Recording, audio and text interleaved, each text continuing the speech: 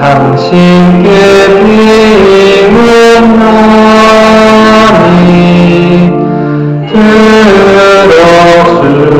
들어주소서. 네, 잠 좀 깨셨어요? 네, 첫 강의 충격이 좀 가셨죠? 네, 아마 시카고 본당 43년 역사상 가장 어려운 특강일 거라고 추측합니다. 네, 그래서 아마 여러분 제가 떠나고 나면 그리울 거예요. 그때 그 어렵게 하던 그 신부님 어디 갔나? 네. 쉽지 않습니다. 제가 매번 강의 때 얘기하는데 쉽지 않아요. 쉬운 길이 없습니다. 우리 사는 것도 쉽지 않고 신앙생활도 쉽지 않고 내 마음대로 되는 게 없고 다 어렵습니다. 자, 우리 아까 11항까지 봤고요. 이제 12항 볼게요. 요한 바오로 2세 교황님은 이렇게 말씀하십니다. 고통은 인간 안에서 회개, 곧 선의 재건에 기여해야 하며 인간은 이 회개하라는 부르심 속에서 하느님의 자비를 인식할 수 있습니다. 참회의 목적은 인간 안에 온갖 형태로 숨어있는 악을 극복하는 데 있습니다. 그 목적은 또한 인간 자신에게나 다른 사람들과 맺는 관계와 특히 하느님과 이루는 관계에서나 선을 강화하는 데에 있습니다. 이제 고통의 또 다른 측면 하나를 교황님이 말씀하시는데, 고통은 우리들 안에서 회개를 불러일으킨다. 근데 회개는 다시 말해서 선의 재건이다. 그리고 지금 회개하라는 것은 하느님의 부르심이고, 이 하느님의 부르심 속에서 우리는 하느님의 자비를 깨닫는다. 여러분, 우리 여기 시카고 성김대원 본당 성경 공부하는 분들 계시죠? 손 들어보세요. 성경 공부. 손 내리세요. 다 집에 가셨나? 성경 공부하는 분들이 사실 이런 거 들어야 되는데. 거기서 요한 공부하신 분들 있죠? 요한복음서. 요한복음서 우리나라에 뭐 성경 요즘 좋은 강의 또 좋은 책들 많지만 특히 송복모 신부님이 요한복음서를 7권으로 해설하신 시리즈 책이 있죠. 거기서 두 번째 책 제목이 비참과 자비의 만남입니다. 이것은 송 신부님이 만들어낸 것이 아니라 아우구스티노 성인이 하신 말씀을 그대로 옮겨온 거죠. 아우구스티노 성인이 요한복음서 8장에 나오는 가늠한 여인에 대한 이야기를 묵상하면서 끝에 남은 것은 비참과 그리고 하느님의 자비. 그러니까 비참은 가늠한 여인, 하느님의 자비는 예수님. 이 둘만 남아서 비참과 자비가 만나서 구원이 이루어진다. 지금 이 요한 바오로 2세 교황님도 같은 맥락이에요. 우리가 그냥 고통을 피하려고 하고 그 의미를 깨닫지 못할 때는 말 그대로 그냥 고통스러운 건데, 그 고통을 통해서 우리가 무언가 회개하는 방향으로 생각의 방향을 전환한다면 그때 우리는 하느님의 자비를 경험할 수 있다. 그래서 고통은 하느님의 부르심이 될 수 있다는 거예요. 제가 아까 얘기했잖아요. 아담과 하와가 죄를 짓고 나서부터 고통스럽게 되었다고. 그 이전에는 고통스럽게 살지 않았어요. 우리도 마찬가지입니다. 여러분, 죄를 안 지은 상태에서는 하느님과의 관계나 주위 사람들과의 관계가 고통스럽지 않습니다. 근데 하느님께 죄를 짓거나 주위 사람들에게 어떤 잘못을 하면 관계가 일그러지죠. 예전같이 안 되죠.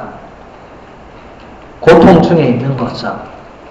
그래서 회개가 요청되고 그 회개는 선의 재건이라는 표현을 지금 사용합니다. 이런 표현들은 여러분 굉장히 생소하실 건데 집에 가셔서 잘 묵상하셔야 됩니다. 회개는 단순히 주님 잘못했습니다. 다시 안 하겠습니다. 이 차원이 아닙니다. 물론 그것도 출발점은 되지만 그게 끝이 아니라는 거예요. 거기서 더 나아가야 되는 거예요. 회개가 정말로 열매를 맺기 위해서는 더 나아가야 돼요. 그래서 여러분, 세례자 요한의 설교를 우리가 지금 대림식에 들었잖아요. 세례자 요한이 뭐라고 했습니까? 회개에 합당한 열매를 맺어라. 그렇게 했잖아요. 그냥 회개하는 게 끝이 아니고 회개에 마땅한 열매까지 맺는 게 회개의 진정한 의미가 된다는 거예요. 여러분, 고해성사하고 나와서 기분 좋다고 그날 바로 죄 짓는 사람 있습니까? 없습니까? 없죠. 기분 좋다고 죄 짓는 게 아니라 내가 안 지으려고 했는데 또 짓게 되는 경우는 있을 수 있죠. 그럴 때 우리 마음이 어떻습니까? 대단히 비참하죠. 솔직하게 우리 표현하는 거예요. 주님, 다시는 그 죄를 짓지 않겠습니다 하고 고해성사 5절에 봤는데 저녁에 그 죄를 짓는 거예요. 예를 드는 거예요. 그럴 때 우리 마음은 도대체 나라는 인간은 진짜 도대체 이게 뭐지? 그냥 분명히 오전에 미사전에 고해성사 받고 하느님 용서 받고 보석도 충실히 실행하고 나 이제 그 죄는 안 지을 거야 다짐했는데 또 그 죄를 짓네. 비참하죠. 여러분, 송복무심의 책 제목 제가 비참과 자비의 만남이라고 했습니다. 가늠한 여인도 간음을 즐겨서 하거나 이런 건 아니었을 거예요. 무슨 상황이나 뭐가 있었겠죠. 그래서 다시는 그렇게 하지 않으려고 했지만 또 그런 잘못을 했을 수 있죠. 그 본인의 비참함을 사람들은 몰라도 본인은 알죠. 그리고 본인보다 예수님은 더 잘 아시죠. 그래서 예수님 앞에서는 우리가 감추거나 숨길 수가 없죠. 그런데 우리가 예수님 앞에서 감추거나 숨기지 않으면 자비를 체험하는데 아담과 하와처럼 감추거나 숨기면 자비를 만나기가 어렵죠. 여러분이 잘 생각해야 됩니다. 고해성사 때 숨기거나 피하거나 하시지 말고 있는 그대로, 제가 자주 얘기하지만 제발 고해서 들어와서 코를 막고 막 이런 것 좀 하지 말고 있는 그대로. 그 코를 왜 막는지 모르겠어요. 그 코 막을 때 어떤 신부님이 아유 대리사씨 감기 걸렸어요 이랬다는데 그 코를 왜 막아요? 왜? 뭐 어차피 다 알게 되는데. 그래서 여러분 제발 코 막지 말고 마스크 쓰고 하지 말고 있는 그대로. 그 신부님이 뭐 내 죄를 안다고 나를 죽이겠어요? 살리겠어요? 그렇다고 어디 가서 뭐 얘기를 하겠어요? 신부님은 아무 얘기를 할 수 없습니다. 그거 다 아시죠, 여러분? 사제가 고해소에서 들은 얘기를 밖에서 하면 어떻게 됩니까? 바로 파문됩니다. 파문이 뭐냐면요, 사제직이 그 자리에서 박탈됩니다. 무섭죠. 그래서 고해소에서의 그 내용은 사제가 죽을 때까지 그냥 안고 가는 거고, 뭐 제가 더 다른 강의도 얘기하지만 사제들은 고해소에 들어가면 신비 은총을 체험하는데 고해소 문을 열고 나오는 순간 다 잊어버립니다. 여러분이 주일미사 끝나고 저 성전 문을 열고 나가는 순간 강론 다 잊어버리는 것과 아주 비슷한 그런 은총이 있어요. 기억이 나질 않습니다. 분명히 뭔가 들은 것 같은데, 여러분도 그렇죠. 아까 분명히 강론 때 뭔가 들은 것 같은데 기억이 안 나, 기억이. 고해성 사도 마찬가지예요. 분명히 뭔가 들었는데 기억이 안 나요. 그래서 여러분 아무 걱정하지 마시고 있는 그대로, 그래야 하느님의 자비를 체험합니다. 비참과 자비는 만난다. 이걸 꼭 기억하시면 좋겠고요. 자, 그 다음 13항 고통의 왜라는 물음에 대한 진정한 해답을 얻으려면 우리는 존재하는 모든 것의 의미가 흘러나오는 궁극 원천인 하느님의 사랑이라는 그 계시에 주목해야 합니다. 사랑은 언제나 하나의 신비로 머물러 있기 마련인 고통의 의미가 흘러나오는 가장 풍부한 원천입니다. 우리가 하느님의 숭고한 사랑을 터득할 수 있는 만큼 그리스도로 말미암아 우리는 그 신비 안으로 들어가서 고통의 왜라는 물음을 발견할 수 있는 것입니다. 사랑은 또한 고통의 의미 문제에 대한 해답의 가장 충만한 원천이기도 합니다. 하느님께서 우리 인간에게 예수 그리스도의 십자가로 이 해답을 주신 것입니다. 이제부터 본격적으로 인간 고통에 대한 그리스도교적 의미가 무엇인가를 교황님이 지금 구체적으로 얘기를 하는데, 바로 1번으로 나오는 게 하느님의 사랑에 주목해야 된다. 하느님의 사랑과 고통이 연결점이 있는 거예요. 다시 말해서 사랑과 고통이 연결되어 있는 거예요. 여기 계신 모든 분들, 뭐 아닌 분도 계시겠지만 대부분 부모님이실 거예요. 그래서 자녀를 낳고 기르셨을 거예요. 맞습니까? 여러분, 자녀를 기르면서 행복할 때가 많았습니까? 고통스러울 때가 많았습니까? 예. 제가 원하는 답은 2번이었는데. 물론 행복할 때가 많죠.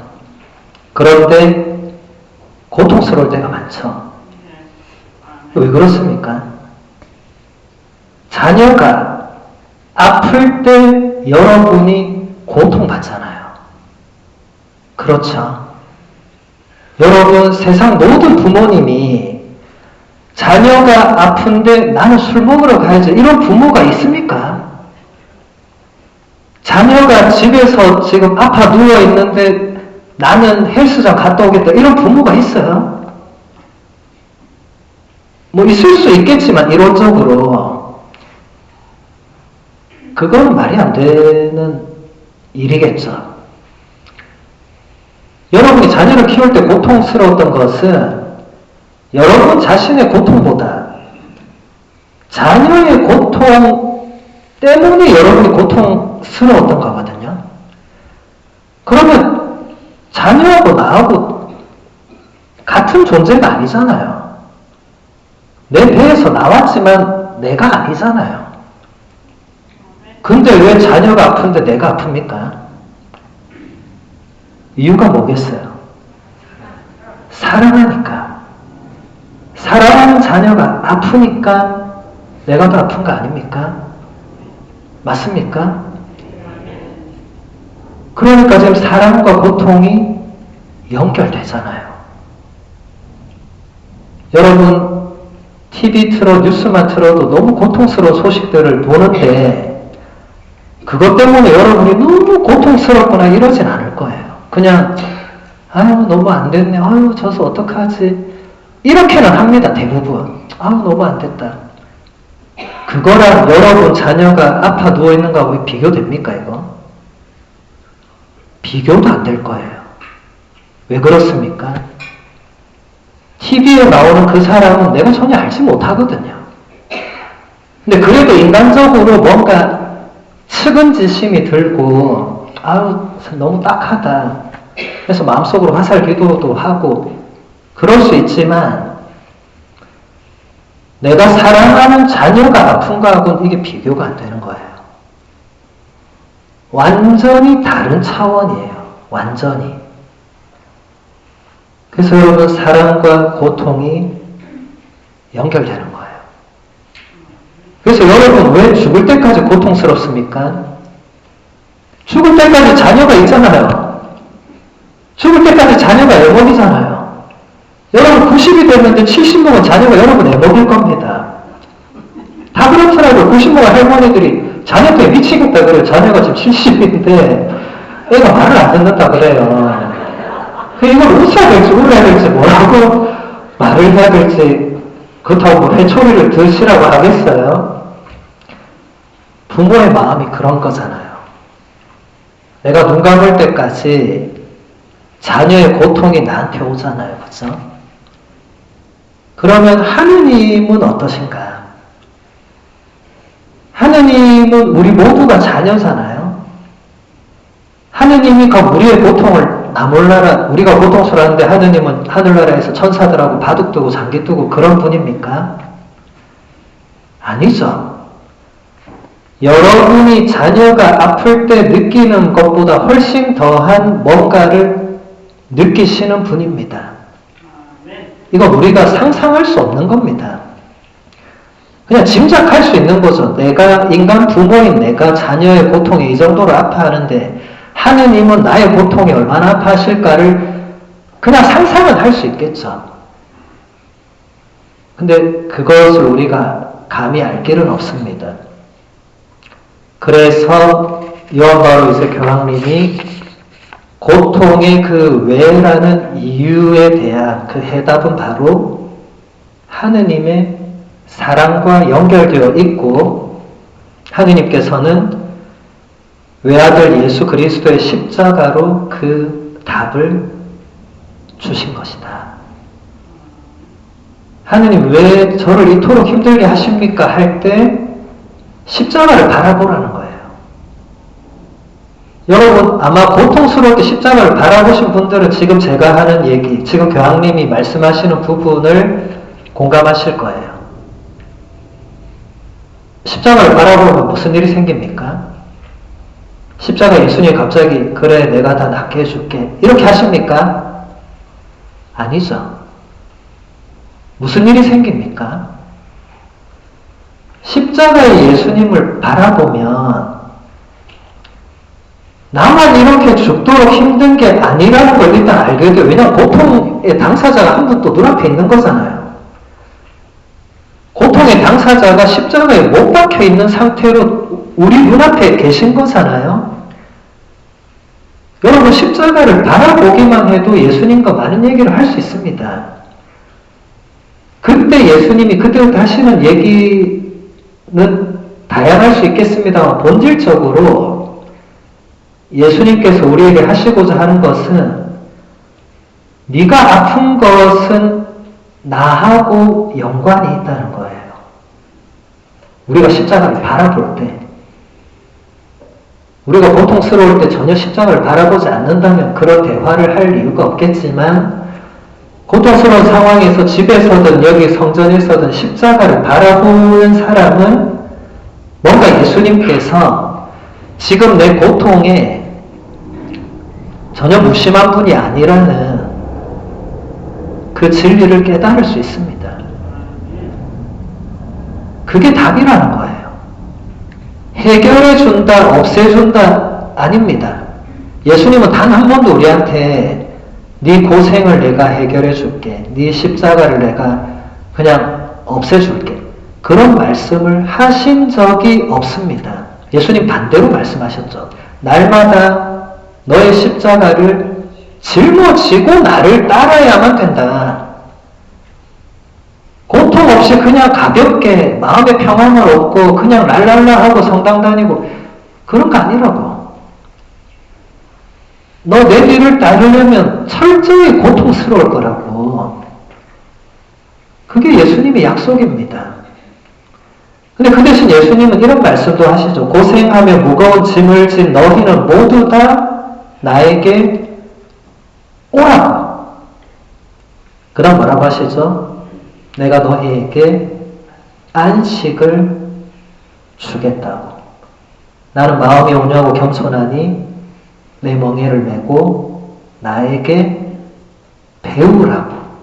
그러면 너희가 참된 안식을 얻을 거라고.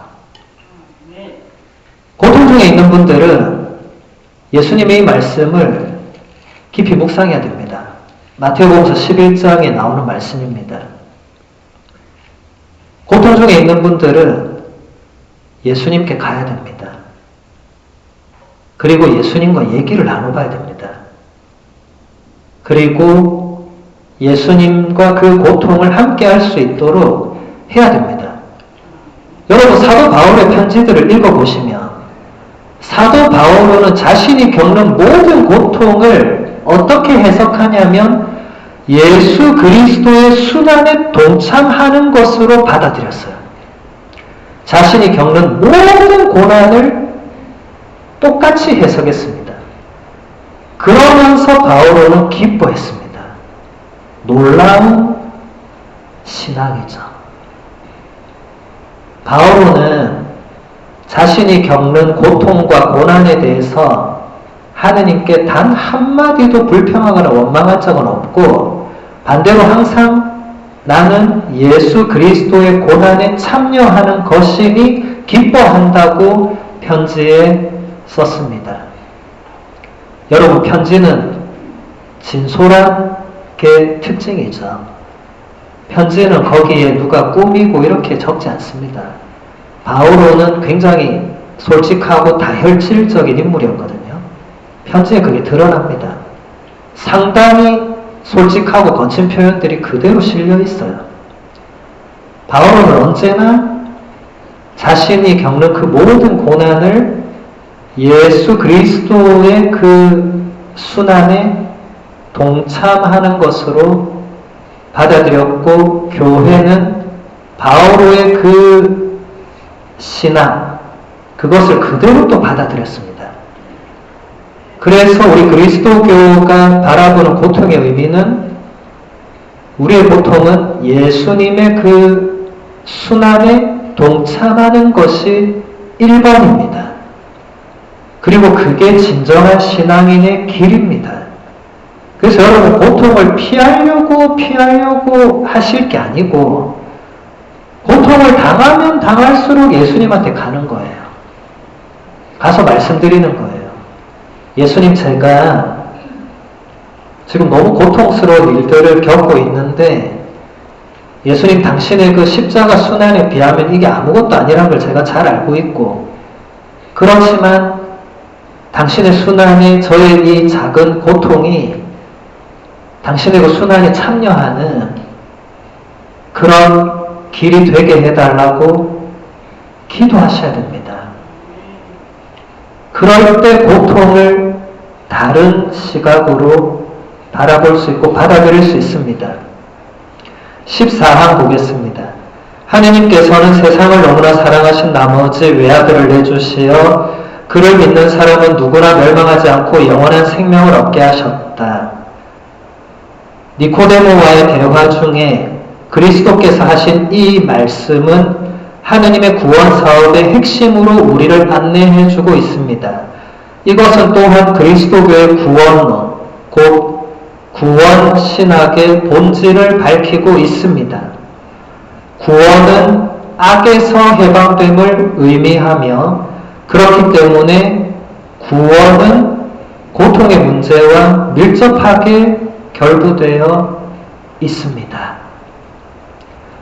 요한복음서 3장 16절의 이 말씀은 송복모 신부님도 당신 책에서 이게 가장 중요하다라고 꼽은 바로 그 문장이죠.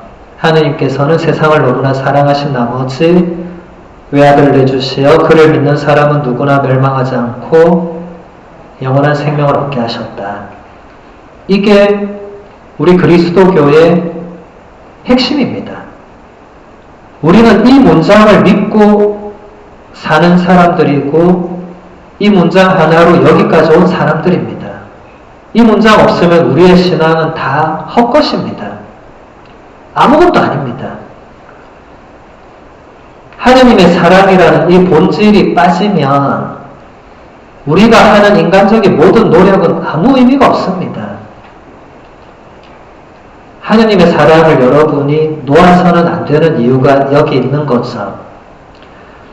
그리고 여기서 교황님이 아주 중요한 사실 한 가지를 밝히고 계시는데 이것은 구원과 고통이 연결된다는 것을 또한 말해준다는 거예요. 하느님께서 세상을 너무나 사랑하셨다. 여기서 세상은 우리들입니다. 하느님께서 우리를 너무나 사랑하시는데 그걸 어떻게 할 수 있냐? 내가 맨날 이래 사는 게 고달픈데 내가 하느님 사랑받는 걸 어떻게 할 수 있냐? 그 답이 바로 예수 그리스도라는 겁니다. 그 답이 십자가에 항상 있다는 거예요. 그래서 근데 예수 그리스도의 십자가는 보는 순간 고통이에요. 그래서 우리가 십자가를 유심히 잘 안 봅니다. 고통스럽잖아요. 여러분 십자가에 매달려 계신 예수님을 1분 이상 바라보는 거 힘들 거예요. 고통스러우니까. 왠지 고통 중에는 예수님이 나한테 뭐 시킬 것 같으니까. 왠지 나도 저런 고통을 당할 것 같으니까. 우리는 십자가를 오랫동안 보지 않습니다. 그냥 보고 예수님 안녕하세요 하고 싹 지나가 버리죠 이제. 네. 그런데 구원은 고통과 연결된다. 예수님의 십자가 고통이 없었더라면 구원이 없었을 겁니다.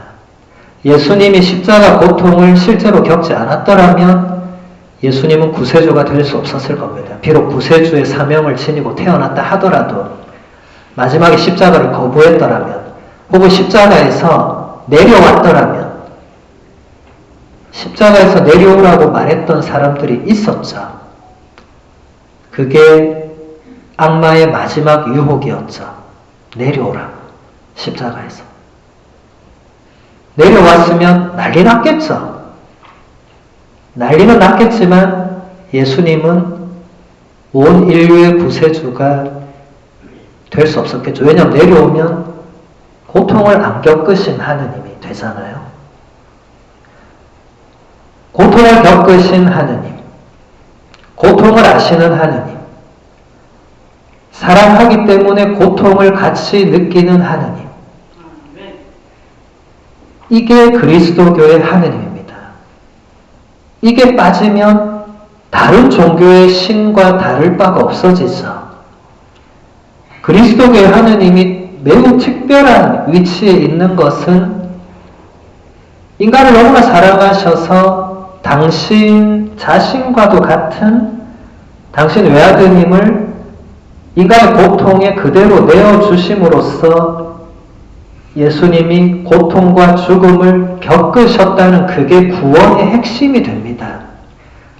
그래서 우리는 고통과 죽음을 아무도 피해갈 수 없습니다. 요한 보로스 교황님도 고통과 죽음을 피해가지 못했죠. 베네딕토 교황님도 피해가지 못했죠. 프란치스코 교황님도 지금 내일 모레 90살이 되십니다. 피해가지 못하실 겁니다. 뭐 우리 마찬가지죠. 우리 중에 그 누구가 예수님 제가 한 가지 소원이 있는데 저는 장례미사 안 하고 바로 직천당으로 가게만 해주시면 제 모든 전 재산을 시카고 성균대가 성당에 도네이션하고 이게 됩니까? 안 됩니까? 안 되죠. 안 됩니다. 우리는 모두 다 고통과 죽음을 겪어야 됩니다. 그래서 고통과 죽음의 의미를 제대로 알아야 비참하고 허무하게 가진 않겠죠. 성인들은 고통과 죽음의 의미를 알았기 때문에 고통과 죽음을 비참하게 받아들이지 않았습니다. 순교자들은 고통과 죽음을 기뻐했죠. 세상 사람들이 볼 때는 미친 사람들이었습니다. 미친 사람 집단이었어요. 죽인다 하는데도 기뻐하니까 저 완전 미쳤구나. 미친 거 맞죠? 누구한테 미친 거예요? 예수님한테 미친 거죠. 여러분, 예수님한테 미치는 건 좋은 겁니까? 나쁜 겁니까? 지금 왜 그걸 고민하고 계세요? 여러분, 불교 신자들이에요? 불교 신자 같으면 예수님한테 미쳐가지고 말해야 되면 고민하겠지만, 여러분은 예수님한테 미치는 게 당연한 거 아니에요? 지금 고민한다는 자체가 지금 절에 갈 거 고민하는 건 무슨 차이가 있는 거예요, 지금? 다음 주부터 절에 가야겠다. 이거랑 무슨 차이가 있어요? 여러분, 예수님과 여러분을 그렇게 분리시켜서 생각하시면 안 됩니다. 여러분 다 세례받았잖아요.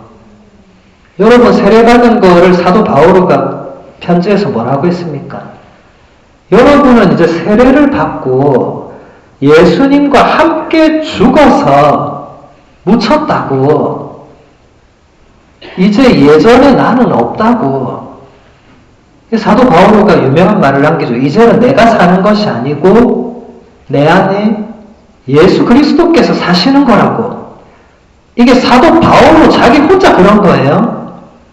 아닙니다. 세례받은 모든 사람은 똑같은 겁니다. 여러분 모두는 이제 더 이상 내가 사는 게 아니라 예수 그리스도께서 내 안에 사시는 겁니다. 그분의 고통과 죽음은 남의 것이 아니고 내가 참여하는 겁니다. 그래서 나의 고통과 죽음이 억울한 면이 있다 하더라도 그대로 받아들이는 거죠. 순교자들이 그랬죠. 성인 성녀들도 그랬습니다. 그분들에게 고통과 죽음은 그냥 겁나고 피해야 되고 그런 차원을 벌써 넘어섰죠. 사도 바오로도 이미 나는 죽는 게 낫다고 그런 표현을 과감하게 거침없이 씁니다. 죽는 게 더 유익하다고. 왜냐하면 이제 하느님과 함께 영원히 살 거니까 그냥 난 빨리 죽는 게 낫다. 근데 이게 자살을 방조하고 이런 차원이 아니에요. 사도 바오로가 그렇게 말하고 스스로 목숨을 끊었으면 석인 바오로가 안 됐겠죠. 사도 바오로의 뒷말이 중요합니다. 나에게는 죽는 것이 이득이지만 내가 여러분을 위해서 지상에서 계속 하느님의 말씀, 그 복음을 선포한다고. 죽는 걸 내 마음대로 죽는 게 아니라는 걸 분명히 한 거죠. 계속 14항을 보면 니코데모에게 하신 그리스도의 말씀에 따르면 인간을 악에서 해방시키려고 하느님께서 세상에 당신 아들을 주시는데 바로 그 안에 고통에 관한 결정적이며 절대적인 전망이 담겨 있습니다.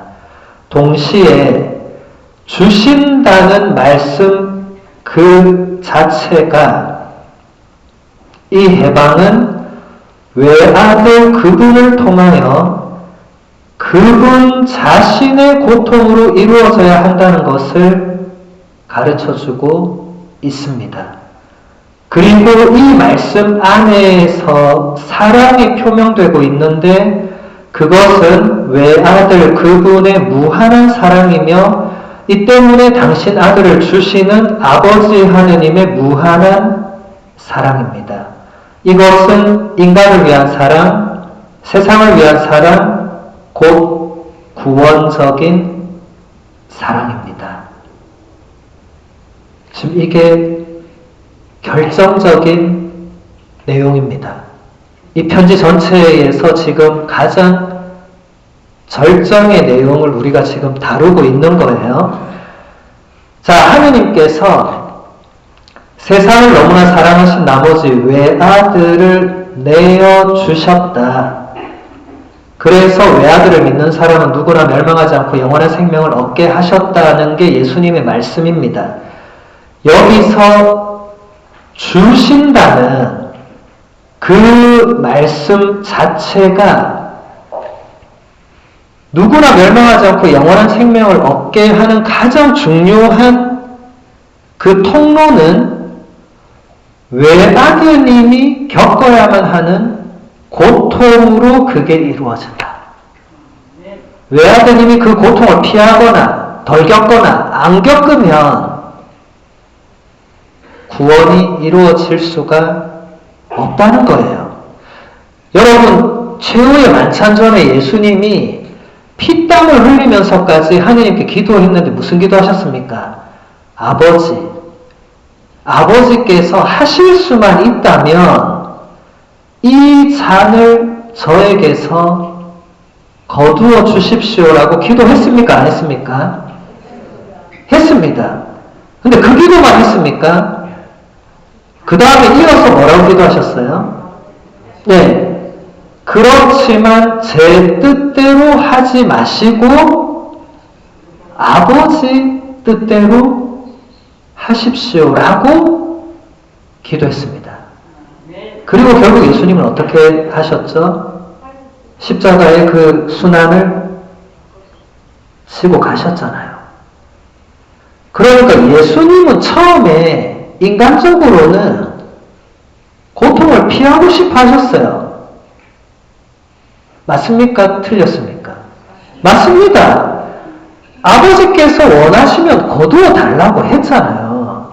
다른 길이 혹시 없냐고 인간적으로 물어보신 거잖아요. 여러분, 이게 성경에 나옵니다. 지금 제가 여러분 잠 깨려고 지어내는 얘기가 아닙니다. 여러분 성경 읽어보신 분은 지금 제 말에 동의할 거예요. 제가 그걸 지어낼 수가 없어요. 그런데 여기서 중요한 것은 예수님은 아버지 뜻대로 이루어지도록 기도하셨고, 여기서 교황님께서 아주 중요한 얘기를 하시는데, 먼저 외아들 그분의 무한한 사랑이 여기 있고, 그 다음에 그것은 곧 당신 아들을, 그런 아들을 주시는 아버지 하느님의 무한한 사랑이 있다. 이것이 인간을 위한 사랑, 세상을 위한 사랑, 구원적인 사랑이다. 예수님이 십자가 순환과 고통과 죽음을 겪으신 이유는 철저히 우리를 위한 사랑 때문이었죠. 요한복음 15장 보면 예수님께서 나는 포도나무요 너희는 가지다라고 하면서 거기서 뭐라고 하시죠? 친구들을 위해서 목숨을 내놓는 것보다 더 큰 사랑은 없다. 여러분, 사랑을 어떻게 알 수 있습니까? 서로 사랑한다는 거 어떻게 알 수 있어요? 그를 위해서 가장 소중한 걸 내놓으면 알 수 있잖아요. 여러분, 자녀가 아플 때 여러분이 가지고 있는 모든 걸 다 자녀에게 내어놓을 수 있잖아요. 사랑이잖아요. 여러분, 사랑하지 않는 사람에게 감과 쓸개를 내어줍니까? 안 내어줍니까? 지금 내어주시는 분 계신가요, 지금? 대단한 분들이 많이 계시네요. 저는 안 내어줍니다. 못 내어줍니다. 아니, 사랑하지 않는데 어떻게 제 감과 쓸개를 꺼내줘요. 근데 사랑하는 분을 위해서라면 그렇게 할 수 있죠.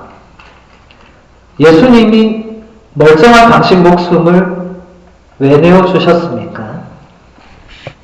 사랑하니까. 우리를 사랑하시니까 내어주신 거고, 하느님은 우리를 사랑하시니까 그 아드님을 또 내어주신 거죠. 그래서 아드님이 고통을 겪는데 하느님은 뭐 하셨어요? 바둑 두고 계셨어요? 아이고, 조금 있으면 부활할 거니까 막 그냥 참아라, 이렇게 하셨어요? 어떻게 하셨어요?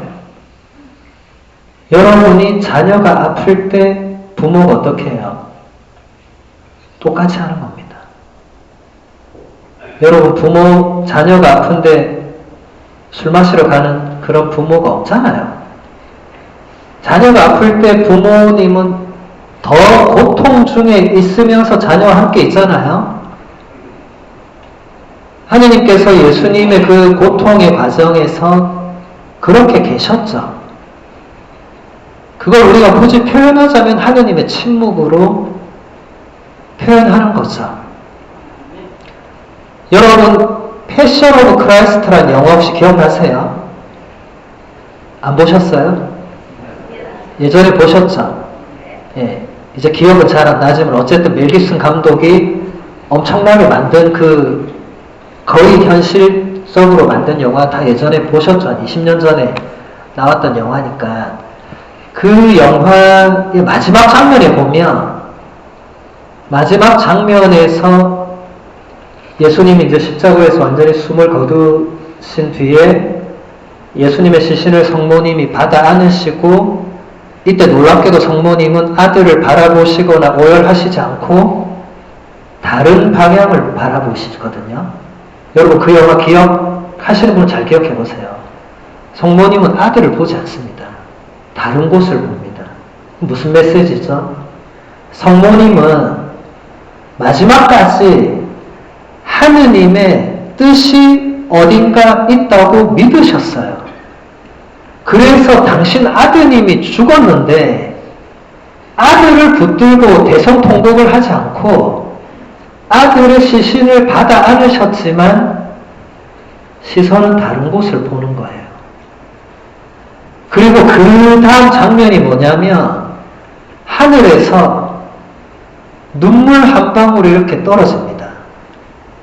아무 소리 없이. 이렇게 그 영화에서 진짜 그게 그대로 영화에서 이렇게 떨어져서 그게 팍 바닥에 눈물이 떨어졌죠. 멜 깁슨 감독이 그것을 통해서 표현하고자 했던 것이 하느님 아버지께서 아들 예수님의 그 순환의 모든 여정에 철저히 함께 하셨다는, 여러분 아픈 자녀와 철저히 함께 한 그 똑같다는 말이 사실 맞진 않지만 그렇게 계셨다는 것을 멜 깁슨 감독이 영화 기법으로 표현한 거죠. 그래서 여러분 이 요한복음서 3장 16절의 그 핵심은 바로 하느님의 그 무한한 사랑에 있습니다. 자, 하나만 더 보도록 할게요. 예수님과 니코데모와의 대화는 고통의 근본적이며 결정적인 의미를 가르쳐주고 있습니다. 하느님께서는 인간이 멸망하지 않게 하시려고 당신 외아드님을 보내주셨는데 멸망하지 않게라는 이 말씀은 바로 그 다음에 영원한 생명을 얻도록이라는 말씀으로 구체화되고 있습니다. 인간은 영원한 생명을 잃을 때 멸망합니다. 그러므로 구원에 대립되는 것은 어떤 종류의 고통이든지 단순히 현세적인 고통이 아니라 결정적인 고통, 곧 영원한 생명의 상실이고 하느님께 배척당하는 것이며 영원한 벌인 것입니다. 자, 이게 그리스도교의 고통의 의미를 조금 더 구체화해서 그리스도교의 고통은 사랑과 연결되는데 이것은 하느님의 사랑이고 이 하느님의 사랑은 우리의 구원과 연결되는데 우리의 구원의 그 의미는 바로 영원한 생명을 얻는 것으로 구체화되고 우리는 영원한 생명을 잃어버릴 때 멸망하게 된다. 그래서 고통이 영원한 생명을 잃어버릴 고통이라면 그것은 정말 우리가 정말 피해야 되는 그 무엇이지만 그게 아닌 이상에는 그 고통은 피할 것이 아니고 다른 의미가 있는 거예요. 그리고 여기서 이제 영원한 생명을 잃어버리는, 상실하게 되는 것은 우리가 지옥이라고 표현하는 하느님께 거부당하는 혹은 우리 스스로가 하느님의 사랑을 거부하는 그런 상태. 영원히 하느님의 사랑을 거부하고 하느님을 사랑하지 않는 그런 상태로 빠질 수 있습니다. 누구나 그럴 수 있습니다. 살아있을 때 열심히 하느님을 믿었다고 해서 나중에 가서 하느님을 배반하지 않는다는 보장이 없죠. 그래서 여러분, 우리는 마지막까지 우리가 아무리 죄를 짓고 우리가 아무리 고통을 겪고 우리가 아무리 시련에 처한다 하더라도 하느님의 사랑을 놓아서는 안 되는 겁니다. 하느님이 나를 사랑하신다는 그 확신을 놓으면 안 됩니다. 아무리 고통 중에 있더라도, 아무리 내가 죄를 반복하더라도, 아무리 내가 비참하더라도 비참은 자비를 부른다고, 비참은 하느님의 자비와 만나게 된다고 했잖아요. 그래서 여러분 자신에게 너무 실망하지 마시고, 여러분 주위 사람들에게도 너무 실망하지 마시고, 또 하느님께도 너무 실망하지 마시고, 왜냐하면 내 기도를 잘 안 들어주시니까. 그렇다고 해서 너무 그분을 원망하고 실망하지 마시고, 왜냐하면 하느님은 마지막 순간에 아드님 기도도 안 들어주셨어요. 아드님이 목숨 걸고 기도했는데 안 들어주셨어요. 맞잖아요. 일단 안 들어줬잖아요. 거두어 달라고 했는데 안 거두어 주셨잖아요. 당신 뜻대로 하라고 하신 두 번째 기도를 들어주셨잖아요. 그래서 여러분, 기도할 때 첫 번째 기도만 하지 말고 두 번째 기도도 꼭 하시기 바랍니다. 뭐든지 기도할 때 아버지, 그러나 제 뜻대로 하지 마시고 아버지 뜻대로 이루어지게 해달라고 여러분 꼭 그렇게 기도하셔야 됩니다. 그래야 하느님께 원망하고 불평하고 이런 게 줄어들 수 있습니다. 그러지 않으면 평생 하느님 원망하고 불평만 하다가 하느님 앞에 서면 뭐라고 말하겠어요? 하느님 앞에서. 할 말이 없을 거 아니에요? 그래서 여러분, 우리가 이 대림 시기를 마무리하면서 오늘 고통에 대해서 이렇게 살펴봤는데 대단히 어려운 시간이었을 거라고 생각됩니다. 그래서 여러분, 이 강의를 제가 다시 그 데레사 자매님 통해서 보내드릴 테니까, 강의록하고 오늘 강의 녹음된 거 보내드릴 테니까 다시 듣고 공부 좀 하시면 100% 이해는 못해도 그래도 이게 우리가 앞으로 고통을 어떻게 받아들이고 또 하느님께서 나에게 고통을 허락하시는 그런 이유에 대해서 그냥 단순히 주님 저한테 왜 이러십니까가 아니고, 이제는 뭔가 여러분이 아픈 자녀의 고통에 함께하는 그 부모로서 나의 고통에 함께하는 그 하느님의 그 고통, 하느님의 그 사랑을 조금 더 묵상하는 그런 계기가 되시기를 바랍니다. 오늘 강의는 여기서 마무리하고 여러분 또 쉬는 시간을 드릴 테니까 조금 쉬시고 성시간, 이제 떼제 성시간 할 거거든요. 그래서 화장실도 가시고 좀 쉬셨다가 지금 2시 50분이죠.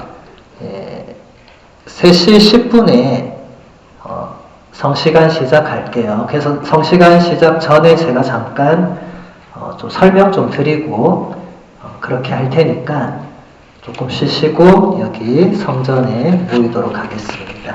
영광이 성부와 성자와 성령께